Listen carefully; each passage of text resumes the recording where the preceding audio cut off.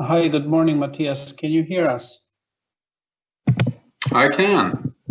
Excellent. So before we let participants in, just to discuss also with Zahir, who is going to cover which part of the webinar. Zahir, can you hear us? I can hear you. I thought Matthias wanted to do the moderation.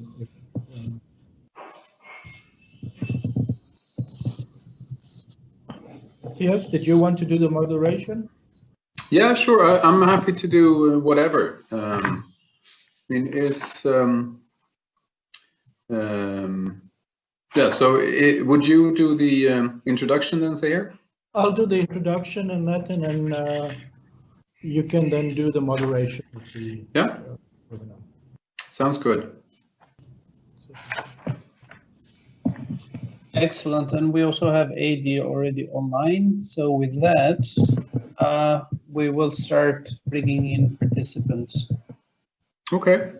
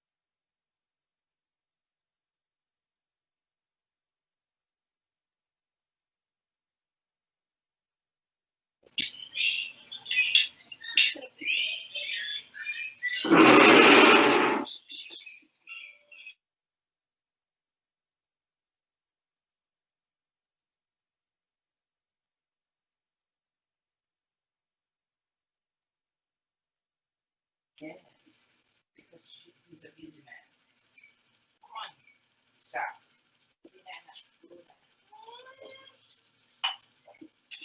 You want another towel? Ayusin mo yung ano ha?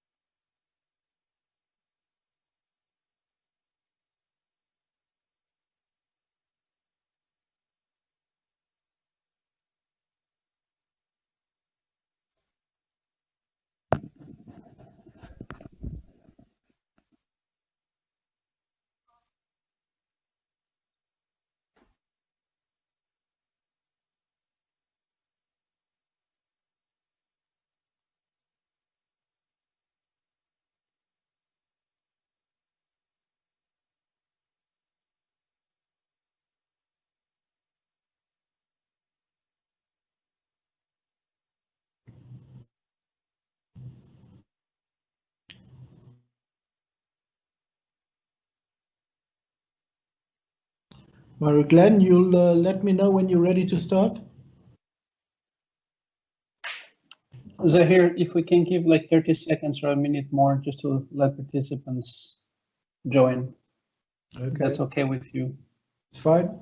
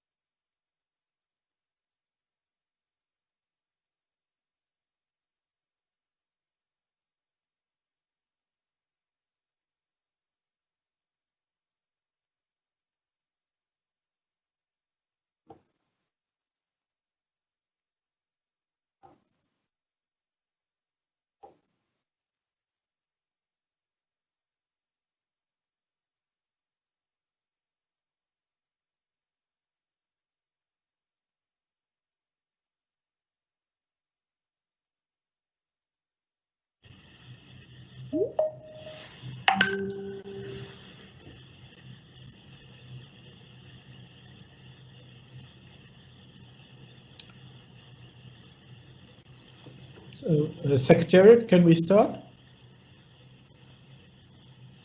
Zahir, yes, we can start now. Thank you very much.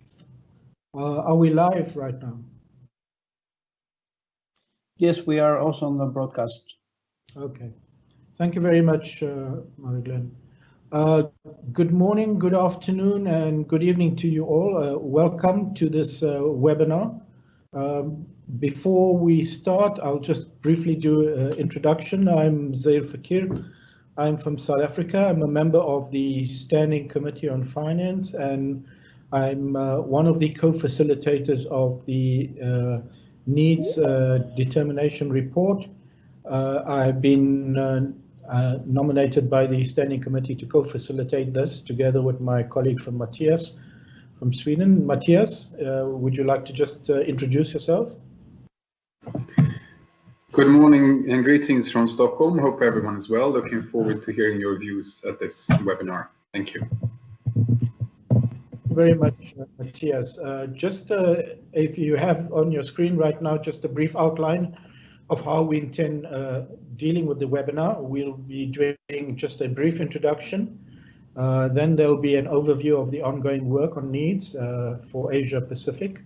And we have colleagues from the team there. So there's Heidi, Sandra, George, and Atina. And then we'll have a 60-minute session in which there'll be a discussion. I will take you through the first part of the introductions, and then my colleague Matthias will be doing the moderation around the discussion.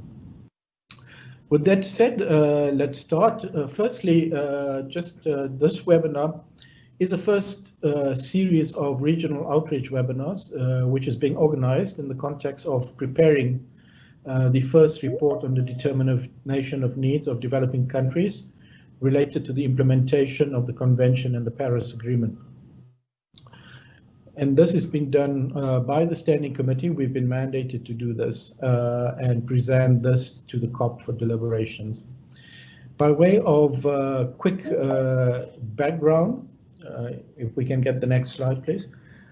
The Standing Committee is a constituted body that serves the Convention and the Paris Agreement on climate finance matters.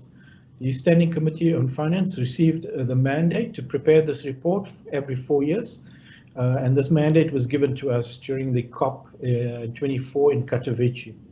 The report will inform COP26, and it will be made available, and this the Secretariat can guide me there. It should have been made available in 2020. Whether the report will be available late 2020 or early 2021. But this, in terms of the decision of the COP, decision 4 CP24, paragraph 13, it was required for 2020. Now turning to the topic, the twin objective of this informal regional webinar is one, to share with you perspectives, data and information on regional and country level data availability and gaps, as well as the latest developments in methodological issues from national, regional and global reports. The Standing Committee on Finance has also issued a call for evidence, and this is available on the UNFCCC website, unfccc.int/SCF. Responses that was received to date are available on the information repository of the Standing Committee on Finance website. And if the Secretariat can just show us those slides as well.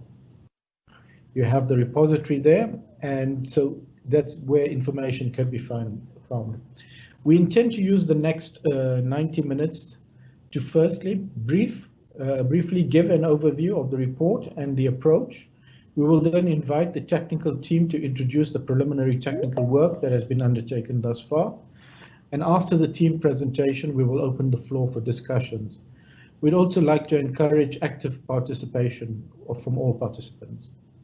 In terms of some organizational matters, and this is some housekeeping matters, should registered participants wish to make an intervention, we would kindly ask you to indicate this, preferably by using the raise hand function. That is a function on your computer, or you may have it on your phone, or by typing your name into the chat, and the Secretariat will help us in keeping the list of speakers. The webinar is also an open event and therefore also broadcasted. The link for this broadcast is available on the UNFCCC website to all participants that are not registered participants. However, this is only a view-only function on that side. A kind reminder for participants to use the audio-only function and to keep microphones on mute to assist us with connectivity for all participants. Request the participants also to turn off your videos when not presenting information.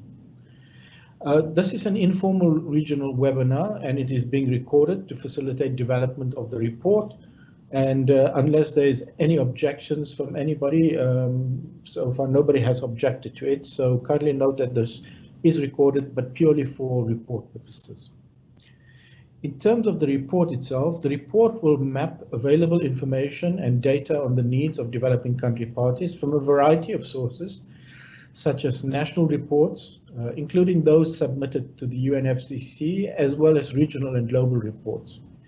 In presenting the needs of developing country parties, the report will characterize needs for finance, technology development and transfer, and capacity building, thematic areas and sectors across Africa, Asia Pacific, Europe, Eastern Europe, Latin America, and the Caribbean.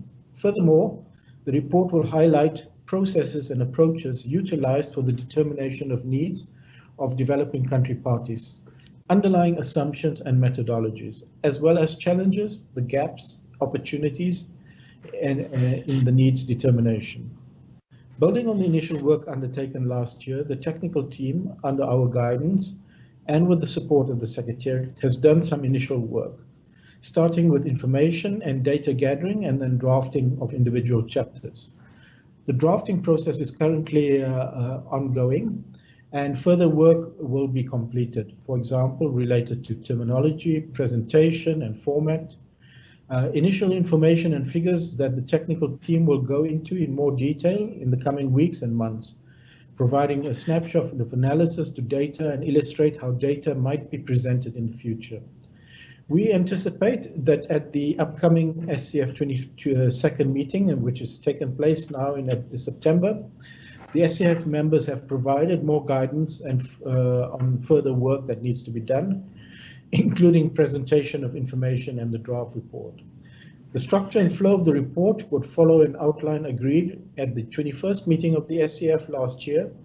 And this webinar comes timely as it gives us the opportunity to discuss and provide further guidance to the technical team in terms of the development of the report.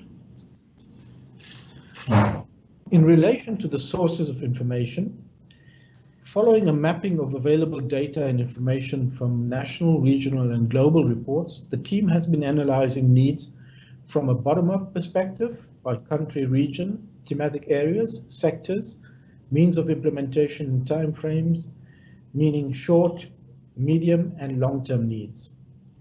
For a more top-down perspective, the team has also looked at regional and global reports and such reports relating to the multilateral development banks, UN agencies, and other institutions. In addition, all submissions that have been received to the response for call for evidence will be considered. Given that there's a vast amount of information contained in the official national reports to the UNFCCC and the limited time to consider all the available information, it is still at this point premature to draw any findings or conclusions that can be shared today. The technical team will therefore present initial findings and trends and invite you for your inputs, particularly related to information that might inform the development of the report on data availability and gaps, methodological processes, challenges, and opportunities. At this point, just to introduce the team, I would like to invite the team to introduce themselves and the initial work that was done. The floor is open. Heidi, over to you. Yes, thank you very much, Zahir, for the introduction. And Matthias, also thank you for the opportunity to present on behalf of the team. My name is Heidi. I'm from Indonesia. I'm one of the consultant expert team members, working together with other colleagues, George from South Africa, and also they're also from the UNFCCC, and Sandra from Latin American region. I would like just to start with emphasizing that the data and analysis that I'm going to present here today is not 100% completed, and this is only based on available information taken from national reports. We aim to improve this analysis based on your feedback, comments, further data collection, plus additional submission from the call for evidence. Next slide, please. So the good news is that we have Chapter 2, overview of the needs and available information. We have primary findings that show some overview of data on needs from national, regional, and global reports. However, some aspects are more available than the others. Some information is rather incomplete. As the preliminary attempt, we create this so-called a shell diagram to show some early illustration. For the national level data in this diagram, in the blue at the center, we only use information from the NDC, and we don't mix up with other reports such as NatCom, UR, NAPS, and others to avoid double counting needs stated in other type of reports. So we collect and define needs based on all the parties' reported needs, whether or not accompanied by financial information. And those are represented as either descriptive running text or tabulated information in tables. And this information on needs include plan activities, strategic directions, national priorities, and action plans related to climate change mitigation, adaptation, loss, and damage. So we do not collect data only from tables in the report, but also from text, paragraph by paragraph, as long as it's stated as needs. So far, it shows that there are around 3,500 plus activities needed to be done by developing country parties, as stated in NDC. But only we see that is in those 3,500 is in the blue circle with a light shade, and the 20% of it, which is the dark shade, are those activities with financial information. So these activities with financial information comprises needs across means of implementation and other areas such as policy development, institutional arrangement, MRV, and other things like communication and reporting, including needs determination. At the regional and global reports, the information on specific sector, namely energy, is more available. And any other regional information on other sectors such as forestry, agriculture, industry, waste is most welcome since we do not have this information as such to be included in our analysis yet. So this is becomes part of our information gap that we are looking for.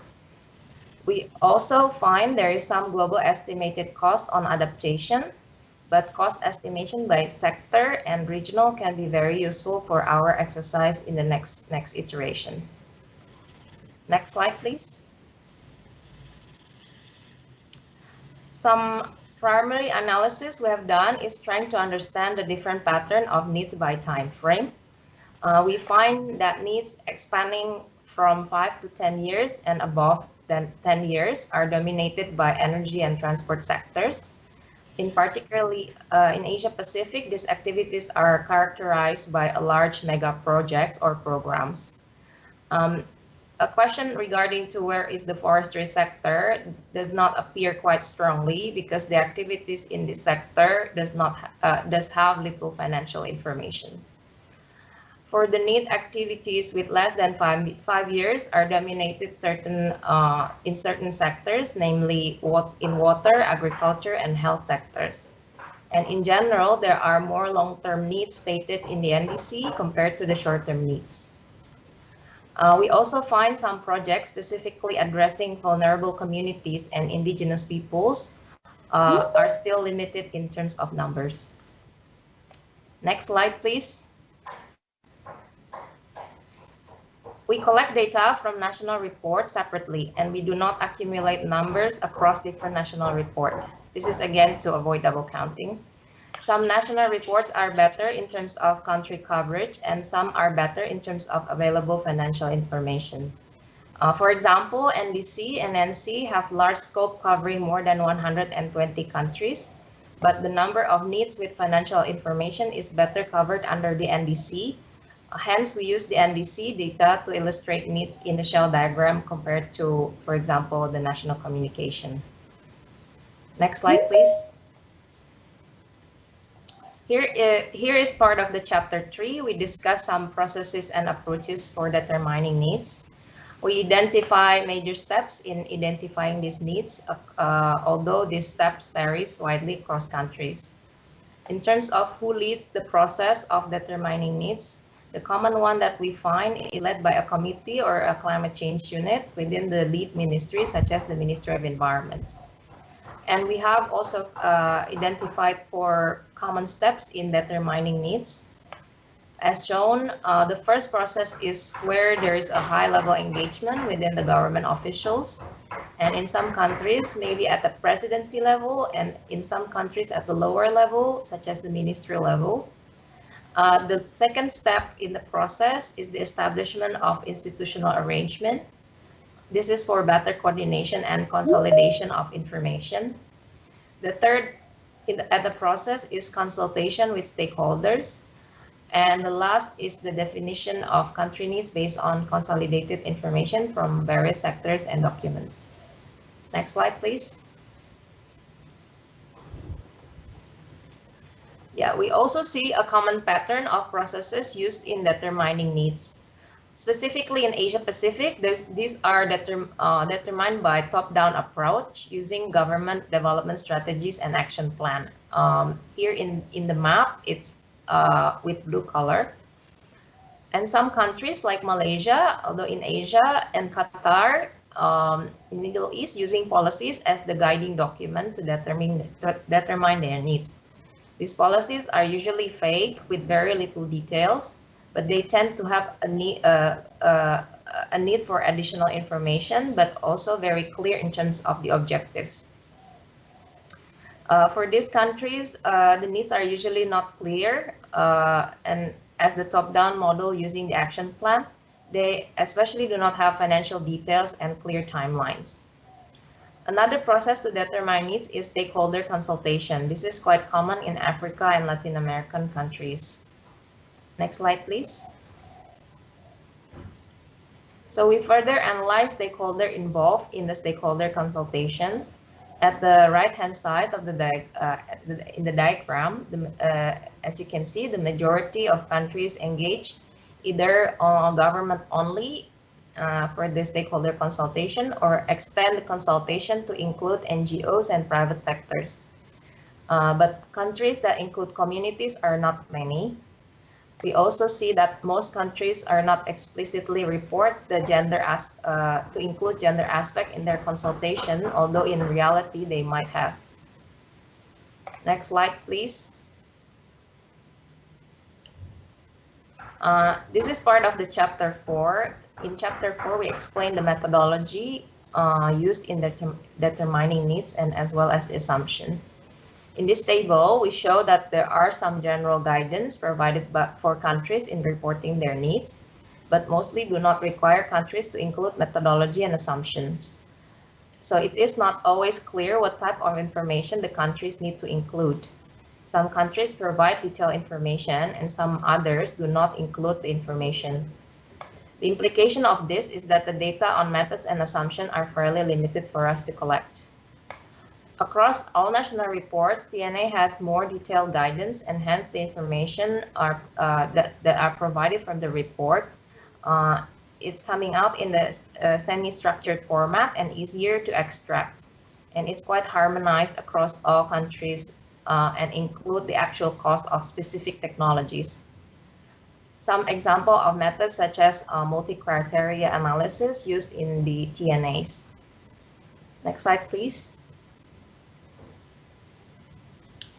Here we present some examples of methodologies in determining mitigation needs. The methodologies are sector specific, so the different sectors have their own method.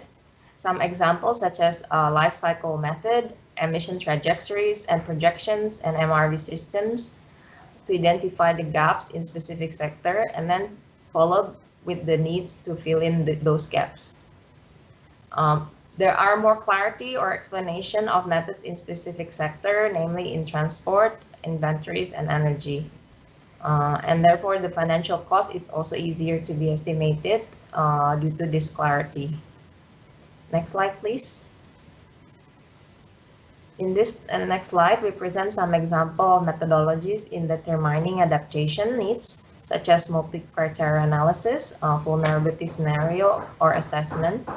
And the key feature of needs determination in adaptation is that it follows more bottom-up approach compared to the mitigation needs. And the clear explanation is mostly coming from key sectors, namely ecosystems, water, and agriculture. And the example of methods to determine capacity building needs is more clearly explained in NAPS and NAPA. While the other national reports, such as the NDC, National Communication, and BUR, have little explanation on the methodology of needs determination for adaptation. With that, I think I would just stop there and return back to Zahir. Thank you. Thank you very much, Adi. I will hand over to Matthias at this point, who will manage this part of the session. Matthias? Thanks, Tahir, and thanks, Aidi, for that presentation. I see that also George and Athena from the team are on the call. And if Sandra is here as well, if any of you three would want to just chip in at this stage as well. George or Athena?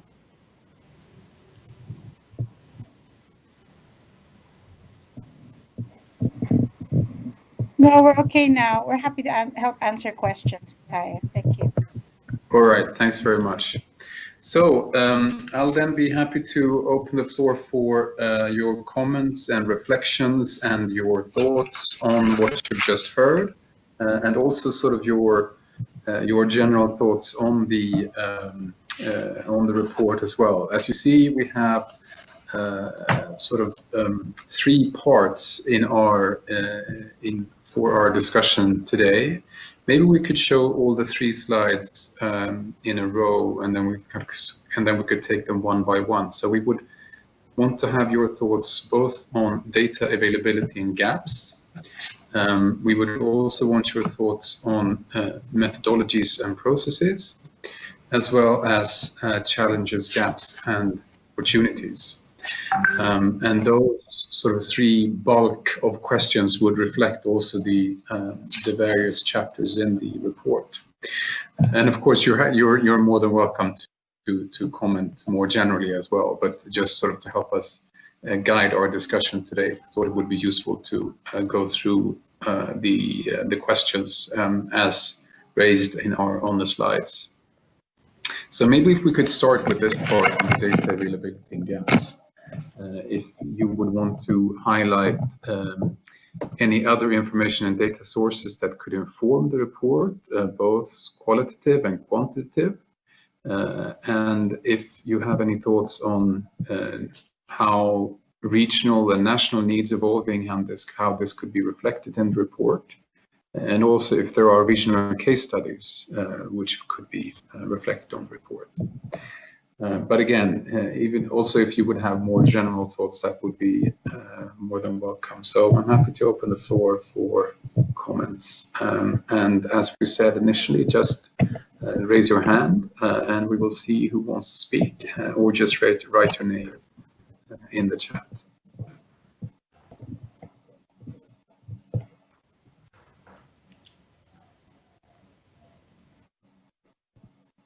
Who would want to start?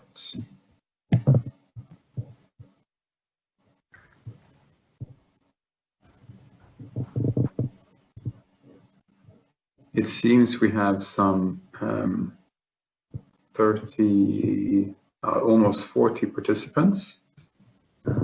So hopefully one of you would be willing to start off our discussion, or just raise questions on the report as such. Maybe that could get us started as well.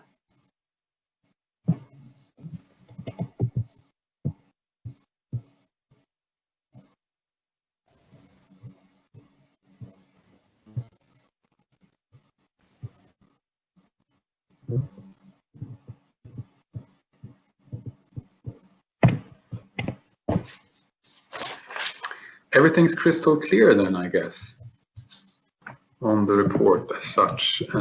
And it seems, maybe did we cover everything?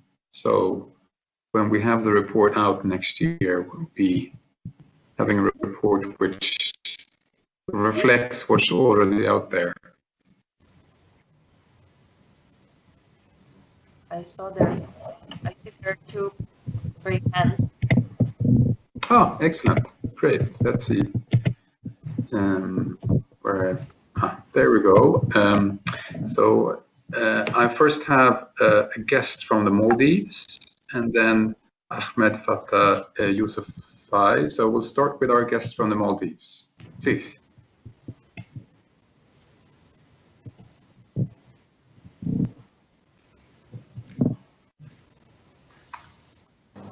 Hello.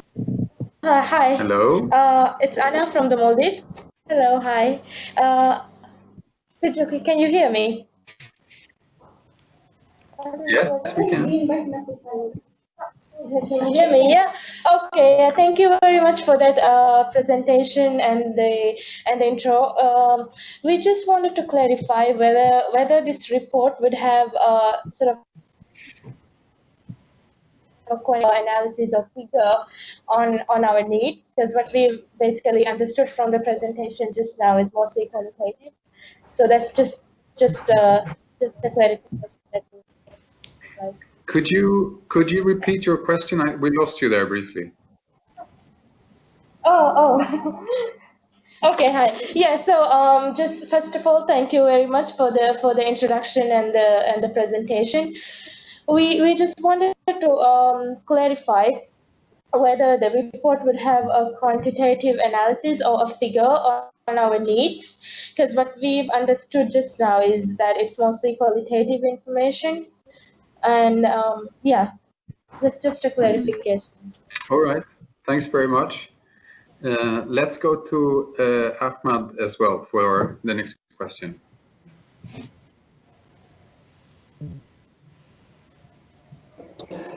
Hello to everyone. This is Ahmed Fatih from Afghanistan, Climate Finance Advisor. So my question is that as now your team is working on the report, so as I'm represent my countries, for my countries, for now, some of the process is ongoing. So we only have the INDC that estimated the needs for finance in different sectors. And also we have the Afghanistan Climate Change Strategy and Action Plan that in this document also mentioned the needs for finance for Afghanistan. But our country program for the GCF in the very initial phase, so there is not clear for us that how much finance will be needed for the some project that will going to be financed through the GCF. So how, in case of my country, how the need of finance for Afghanistan in this report will be shows in the future, as your team is right now working on this reports. Thank you so much.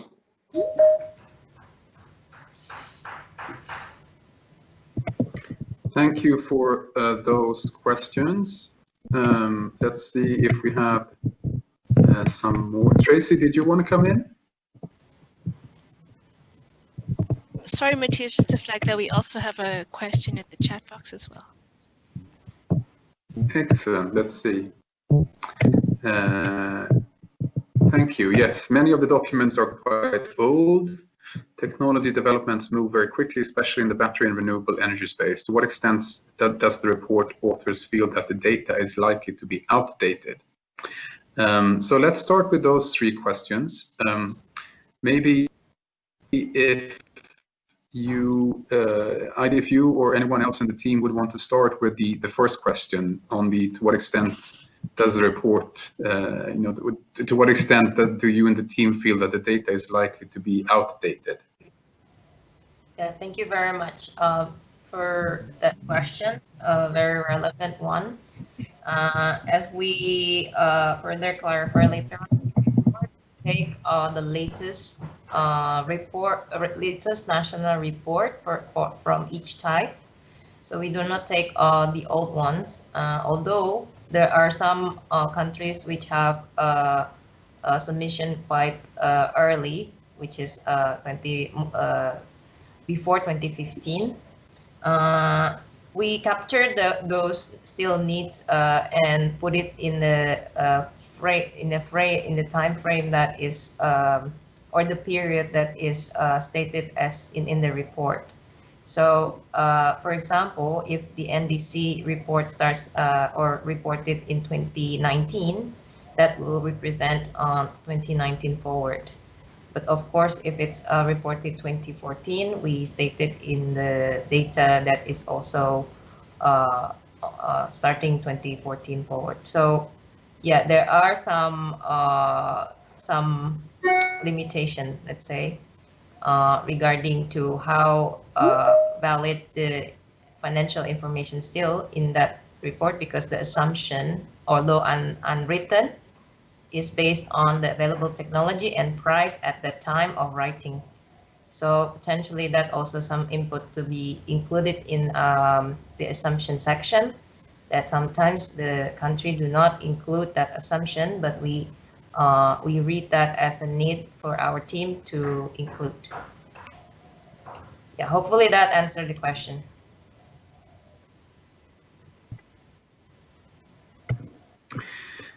Thanks. Yes, and I think that also sort of relates to the question from our colleague from Afghanistan, that say provide a snapshot of the information available at the time of doing the report. So obviously there will be, especially now, since countries are producing their new NDCs for this year, but the report, of course, needs to have some kind of cutoff date as well. As we will be able to compile information up to a certain point, and then the analysis has to be done in order for the report to be finished. So at some point in time, we will need sort of to say, this is the information we have right now, and we will work on the basis of that. So there will be both sort of we won't be able to sort of to have, when the report comes out next year, it won't be able to reflect sort of the information which has been produced up until the date of publication, because there will be the time frame we need to actually do the compilation and the analysis. And also, as has been stated, there is likely to be information which could be seen as outdated, since we are basing the report on the available information in earlier reports. And again, this is the first time we're doing this kind of report, at least from the SCF perspective. So it's also a learning process for us, and hopefully we will be able to take on board lessons in the process, which can then be reflected in the work on the next report. But that's in 4 years, so we have a lot to learn as well. On the first question from our colleagues in the Maldives, there will be sort of both quantitative and qualitative analysis in the report. And again, that analysis will reflect the kind of information which is already out there. So as you saw in the presentation, what the team has found that in the present set of NDCs, there is only sort of financial information in 23%, or 23% of the activities in NDCs were costed in some way. So obviously, sort of the quantitative information will be limited to what information is already out there, and that that presents also limits to what the report itself can reflect. But as much as we can, we will be including quantitative analysis as well. Let's see, we also had another input in the chat from ADFIAP saying other data source MDBs, so both the World Bank and the regional development banks, and development finance institutions, Global Environment Facility, UNDP, and others. And data can also be counter-checked, validated, compared with the data taken from NDCs, amongst others. Heidi, would you have any reflections on that input in the chat? Yes, thank you for the comments. Yes, I think this is a relevant comment as well to be taken into account. We include regional and global reports. However, we would like to also see how the linkages of this report with the BA, which potentially take more data from the NDBs and other development institution or agencies. which track financial flows and support. So I think we want to focus more on the financial, or we want to focus on the needs determination. So as long as those reports from multilateral development banks and other agencies cover the estimation of needs, as for example, said before in sector gap, for example, in forestry, waste, and other overlooked sectors, we are happy to take that on board for the next iteration.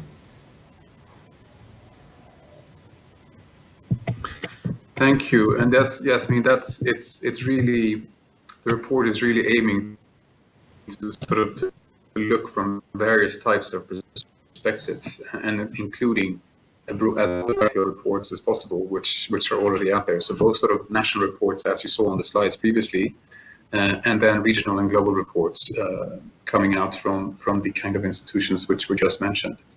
And we've done a mapping of those potential reports which could be included. So both looking into the, also from those reports, trying to see what could be included in terms of quantitative and qualitative information. So both sort of numbers and methodologies from those kind of reports from banks, UNDP, other UN agencies, and also bilateral agencies, which could have useful information to reflect in the report.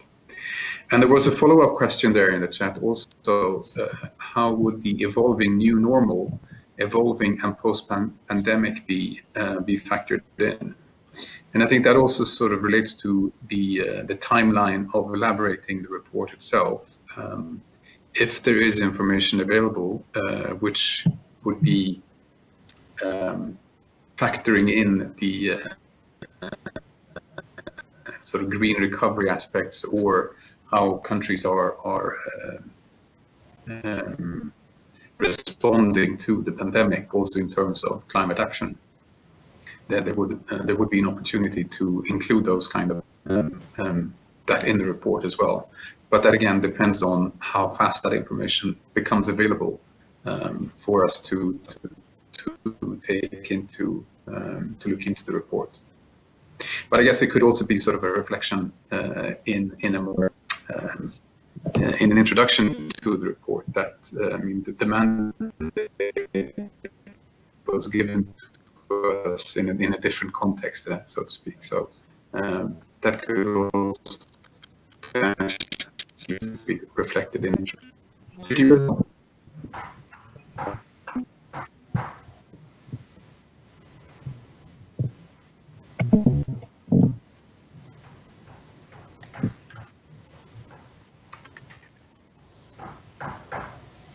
Or maybe maybe we should, if we move to the next slide.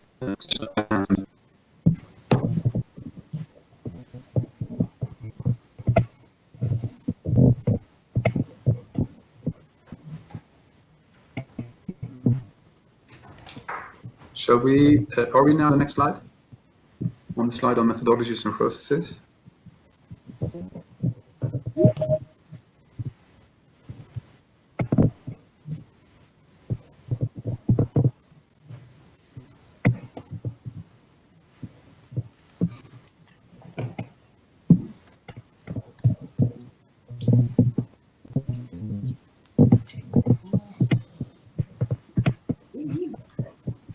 Secretariat colleagues, would you? Right, we have changed. It's just that I'm not sure what I'm seeing really. Excellent. So, are there any reflections then on what we're seeing in terms of methodologies and processes? If there are other methodologies and processes which are used at national, regional, and global levels, which could be reflected in the report. Which, if you would have examples of methodologies and processes that you are using to determine needs, and if you would see, or if you would wish to highlight any specific advantages or challenges when it comes to using those methodologies. Happy to hear your thoughts on that.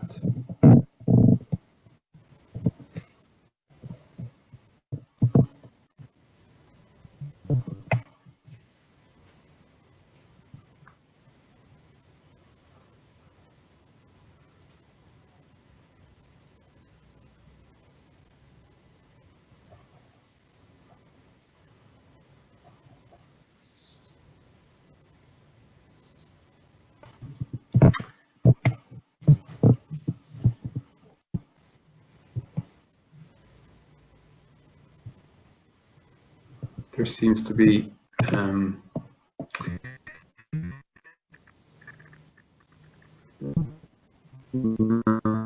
nothing specific coming in, or reflections on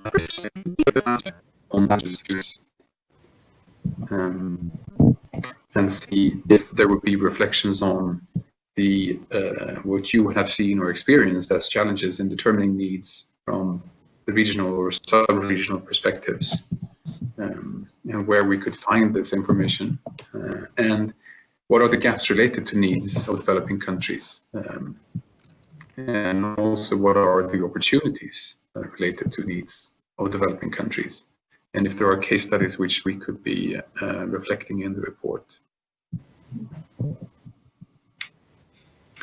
I see a comment in the chat. If countries have expenditure tracking systems in place, it would be useful to hear an example. Is that something, or someone else in the team could be responding to? Yeah, I can respond to that. Yes. So yes, for example, I think since I'm coming from Indonesia, Indonesia has this climate budget tagging system. The elaboration of the climate budget tagging system for the budgeting might not be yet submitted as part of call for evidence, but yes, we can use that as a case study. But in terms of how it's actually used for next following year budgeting, it's not yet that clear stated in the policy. Just for the information, because I also get involved in the review of the study and also the process of development for this methodology. It's a potential element to be included as a case study. And I encourage also if countries have examples using this data climate budget tagging to determine needs, that will be very useful for us. Yes, I can really encourage you to make use of the call for evidence, which is still open. So if you have those kind of examples, it would be very helpful for us to get them so they can be reflected in the report. And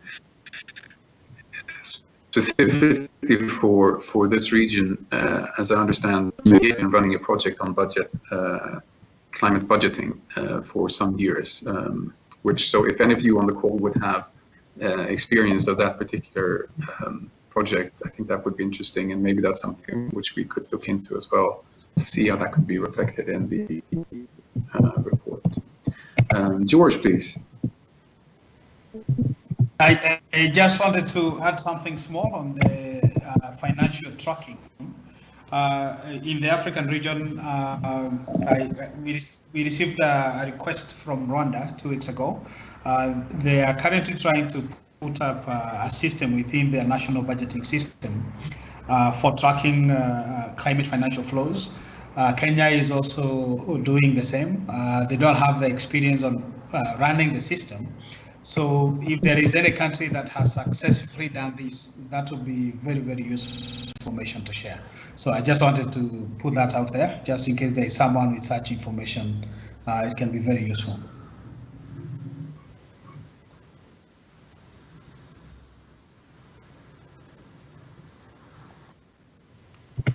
Excellent, thanks, George. So yes, please, if there will be additional examples on that, I think that would be very helpful for us. Yes, please. Just a small comment to a previous question regarding the question from Afghanistan by Ahmad. If there is potentially a story behind how basically the country deals with needs to determine needs, basically what and what the process has been happening, this can be also submitted as part of call for evidence. So maybe a financial information or activities are not yet captured in this report, but the stories behind how the country is dealing with difficulties and the processes to determining needs is also very relevant. So if from the government or from the civil society has the study regarding on this, please submit as part of call for evidence. So we can include Afghanistan as part of this case study.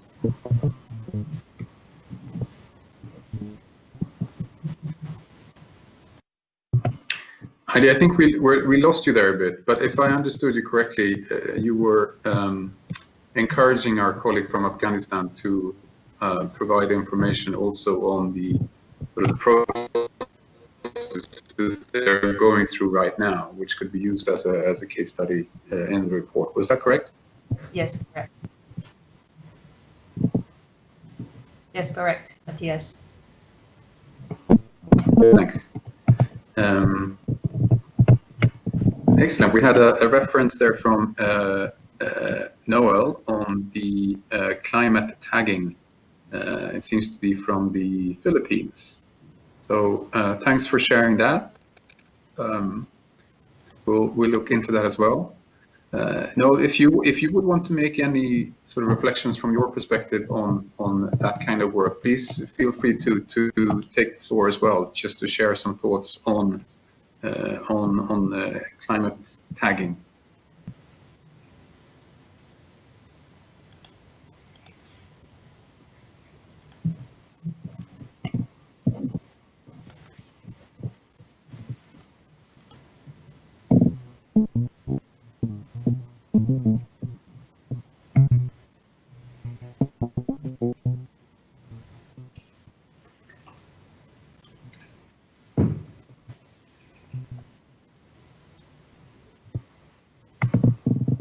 Okay.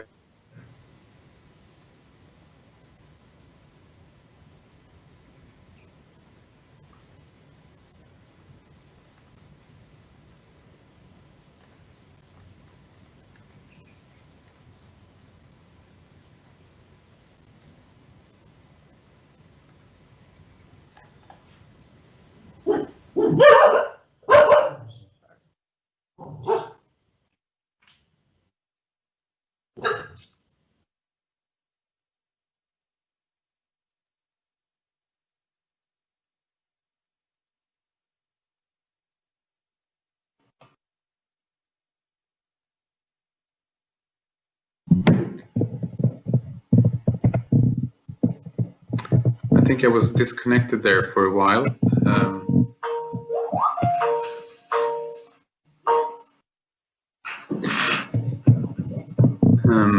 But we did have a question also in the chat. I'll just read it out for everyone to hear. The reported financial needs tend to be a long list or general statement without specifics. How would you plan to prioritize the collected needs from those official country documents, for example, the national communications, the BORs, NAPs and NEPAs, in view of implementing NDC and the Paris Agreement? Are you also going to tease out needs by stakeholder types, as priority needs may be perceived differently depending on who you ask? For example, national line ministries or non-state actors. Heidi, would you want to reflect on that?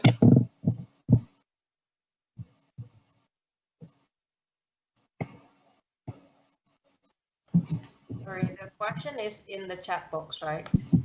Yes, exactly.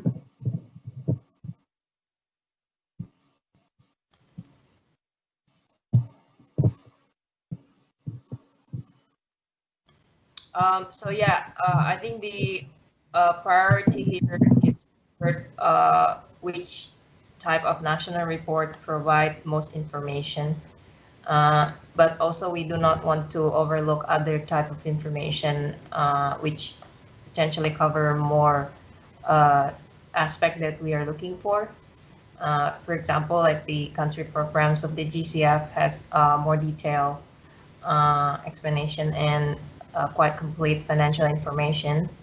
So if we want to zoom in into specific stories or factors, we will use and state clearly where the source coming from. But in terms of looking at these, the overall or the coverage, we definitely will look into NDC because we see that the NDC has a closer association and quite explicit link to the Paris Agreement, the achievement of the Paris Agreement.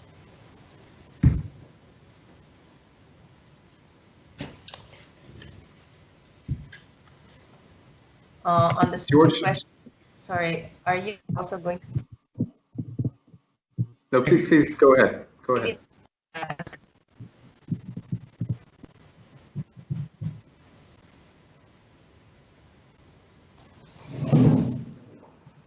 Did you want to continue?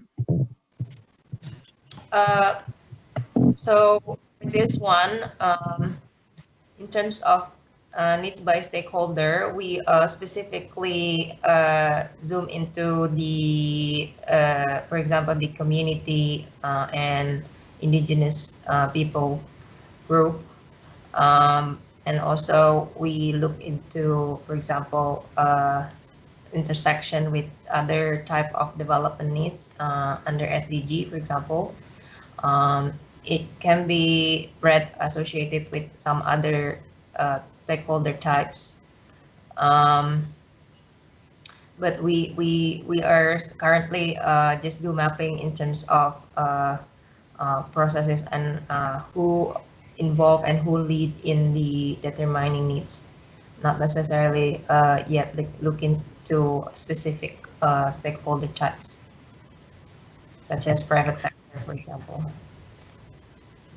Thanks, Daidu. I think we lost you there a bit as well, but I think we got the gist of what you were saying. George, did you want to comment as well? Yes, I wanted to add a little bit on the same question. So the development of these reports is mainly country driven. So we are looking at the reports that countries have submitted. There is a section that we are also looking at the major processes that the government used to come up with the needs captured in those reports. And what we are finding out is most countries, there was a very detailed and deep stakeholder consultation. So we are hoping that the stakeholder comments and views and also needs were also captured in these reports. I think there was one of the map that showed that stakeholder consultation was one of the major processes that countries were employing to kind of elicit views from various stakeholders. Thanks, George. And maybe I could just add to that as well that we will not be making a prioritization of our own in the report as such, but rather we are reflecting the information which is available. So the report will not sort of be, we will not be coming with suggestions in the report that, country X should be prioritizing this or the other, but rather we would just compile the data from the various reports already out there, be it national reports or reports from, as was stated earlier, from MDBs or UNDP or other UN agencies or bilateral donors. So this is there won't be any reflection of a prioritization as such between those that the data we have found, but rather we will just be trying to reflect that data in a manner which sort of helps us to see what kind of data is available. And as both George and I were saying, the trying to respond to your question, we're not teasing out needs by stakeholder types, but rather we're seeing how different stakeholders are engaged or not in processes in determining needs. So there won't be we won't be looking into stakeholders perceived by non-state actors, because we won't be I don't foresee that we will be having that kind of information. But we will see to what extent non-state actors are engaged in determining needs on a national level, or if they have been engaged, for example, in the work of UNDP or the regional banks, that could then be reflected. Just if I could maybe add one thing, in relation to sort of how the needs will be reflected and portrayed in the report. One thing we've been discussing is to portray needs from various types of from various perspectives, and we would see potentially that there could be sort of 4 different entry points into portraying needs, and those between those 4, they might not be sort of comparable in the sense that you sort of you wouldn't be able to add those 4 entry points up, but you would just sort of have different ways of looking at needs. So one would be obviously the geographical perspective, from the country, regional, and global level. Another could be in terms of means of implementation, sort of a term which is then used in the convention, so relating to financial capacity building and technology transfer. A third could be to various sectors, so it could be infrastructure, energy, transportation, and so forth. And the fourth would be thematic, so either mitigation or adaptation. So with those sort of 4 different entry points, we could present different ways of looking at needs and how different ways of determining needs. And hopefully that could also give us insights into how countries are determining needs and what kind of needs there have been determined from a country perspective or from the regional and global reports. So I hope that answers your questions also on priorities. We have a new input in the chat. If I may ask, how much of the PDF titled can be useful?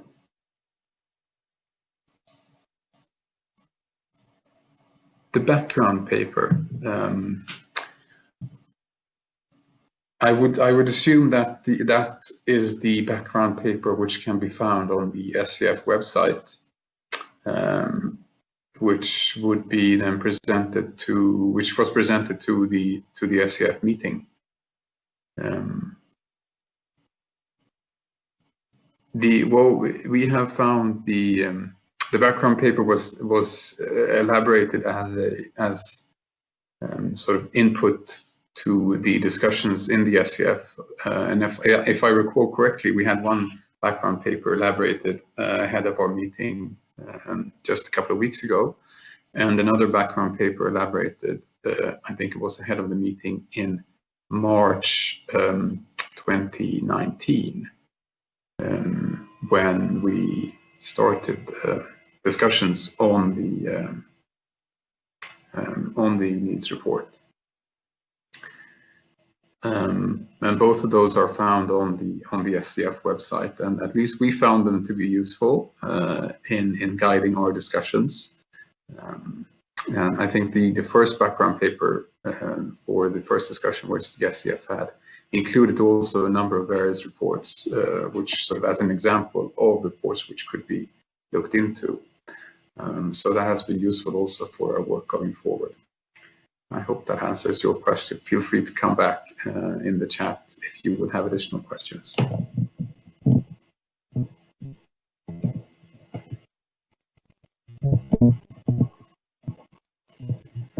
I wonder if we maybe should be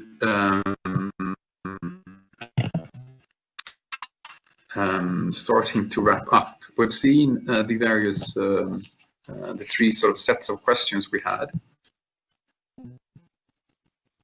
And thanks so much for the input both in the chat and objectives, and we'll be definitely doing our best to has been brought forward in this webinar, and of course also the two previous webinars, to the work and reflect that in the work of the report.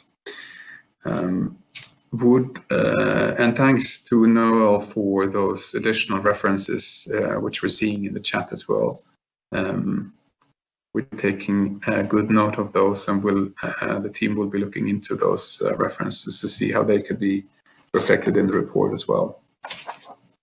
So before finishing up, is there any final reflections also from the team before we wrap up? ID or George or Athena?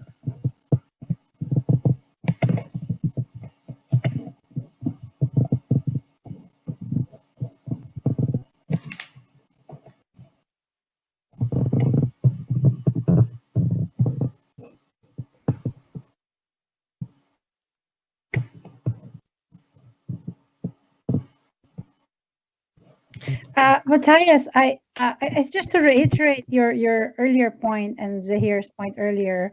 I'm surprised because this is normally not a very quiet crowd. So even for me, it's 2:30 in the morning my time. I'm very awake and very excited to talk about needs determination processes, and I know many of the people in the call are. But I would really encourage colleagues. Both, I see some focal points on the line. I see some really good advisors to different climate change agency committees. I know you have so much experience in your country processes. We would encourage you to really share specific case studies in particular, and the things that you're learning from your own processes, and the gaps and challenges that you also have faced, and examples of how you have overcome those gaps and challenges as you undertake some of the processes. I believe our call for evidence is open until the 20th of October, right, Matthias? So there's still a little bit of time to hear case studies at national and regional level from the participants on the call. Thanks. Thanks so much. Yes, so we'll definitely we encourage you to come forward with more examples and keep providing us with references which could be which we could be looking into to see how they could be reflected in the report. And before also giving the floor to Zahir for final comments, just like to thank you all for engaging with us today and taking your time. And again, encourage you to continue to remain engaged with us as the report is being finalized in the months ahead. Should you have information or data that might contribute to the analysis being undertaken, please consider submitting your inputs under the official call for evidence, which runs until the 30th of October. So that's yet another few days which where you could contribute. And you can see the link to the call for evidence being posted also in the chat. Or you could also just send information directly to the Secretariat, and the email address is available on the UNFCCC website page for the report. Zahir, anything to wrap up from your side? Thank you very much, Matthias, and I'd just like to thank the participants for taking the time to participate in this webinar. Just by way of just give you a brief of my reflections and in closing. Firstly, what colleagues need to understand is that the SCF is not going to tell you what your needs are. That is not the mandate that the SCF has. What the mandate that the SCF has been provided with is to look at what data is available, what reports are, to put it together into a format that is digestible to everybody, and that is what the report will reflect. The report will reflect basically what data and information is out there. Ultimately, at the end of the day, these are the needs of developing countries in relation to implementing the convention and the Paris Agreement. These are your needs. It's not myself and Matthias who are going to determine what the needs are for Asia or Pacific. It is stuff that needs to come from you. Now, and this is important, and this is why we're having the webinar, is for us to elicit and obtain that information, because a lack of information, the report will represent that lack of information. I've been in this process for many years, and I hear often countries talking about the resources are not sufficient to address our needs, etc. This is your opportunity to actually tell us what your needs are, and so you need to take this opportunity to provide us. The report will reflect both the quantitative and qualitative information that is available out there. The report will reflect what the different methodologies are being used to determine these needs. The report will reflect what are some of the challenges that countries are experiencing and what are the gaps. That's what the report will reflect. It will not be any work on our part in terms of doing an assessment of what your needs are. So it is in your hands. The ball is in your court. We also would welcome any reports from the MDBs and from other institutions. I know that the GCF does not actually do a needs, but they do a consolidation of the portfolio of projects that countries are submitting in the form of proposals. I think in the GCF scenario, it was roughly around 18 billion, but that is based on what countries have requested for funding. On the GEF side, I'm not aware of the GEF doing the reports on determining needs, but I do know that in the case of the Biodiversity Convention, the convention itself has a process of determining the financing needs, and they do this prior to the GEF replenishments. There's a committee within that. Now, within the UNFCCC, there is in the convention accommodates for that, but we have never done that. So it largely depends on what you're providing us. In relation to the issue of the updated information, in the standing committee meeting that we did have, one of the recommendations is for the team to look at updated NDCs so that we can get the most relevant information. But that largely depends on whether that information is available or not, and given the timelines that we do have. The issue of the pandemic also emerged in the standing committee meeting. One caveat on that pandemic issue, the green recovery is much broader than just climate change. So it deals with issues of biodiversity and that. So if you do have information on the additional needs that have come about as a result of the pandemic in relation to climate change, we want to have that information. Send us that information so that we can capture that. Basically, colleagues, at the end of the day, the question is that we will only present what information that you are presenting to us. We will not be conjuring or drawing or analyzing any additional information in that. So you cannot blame us if the report does not reflect what you would like to see. We are basically reflecting what you are. So Matthias and myself are not doing any additional work, but we're just reflecting what what you are communicating to us, and that's what the whole process of country-drivenness, etc. is. So please, I urge all colleagues, if you are aware of information, if you're aware where we can find information, if you have any information, please provide that to the Secretariat so that we can provide a report that best and accurately reflects your needs in relation to implementing the Convention and the Paris Agreement. Thank you very much, colleagues. Thank you very much, Matthias, and over to you. Thanks. Thanks, Zahir, for summing up in that very comprehensive and thoughtful way. I think I couldn't agree with you more. So we look forward to seeing your input and your continued engagement from all the colleagues on the call. And thanks again to the team for all their hard work they're putting into this. There is really a lot of information available, and as here said, there are also gaps. So we need sort of to that's also part of the work to see what information is actually not available then. So that could be reflected as well. So thanks again. If there are no more final thoughts from colleagues on the call, I'll suggest we wrap up here and stay safe, everyone. Looking forward to your continued engagement, and thanks to the team Zahir and Secretariat for putting us together today. Thanks very much. Bye-bye. Bye, everyone. Bye-bye.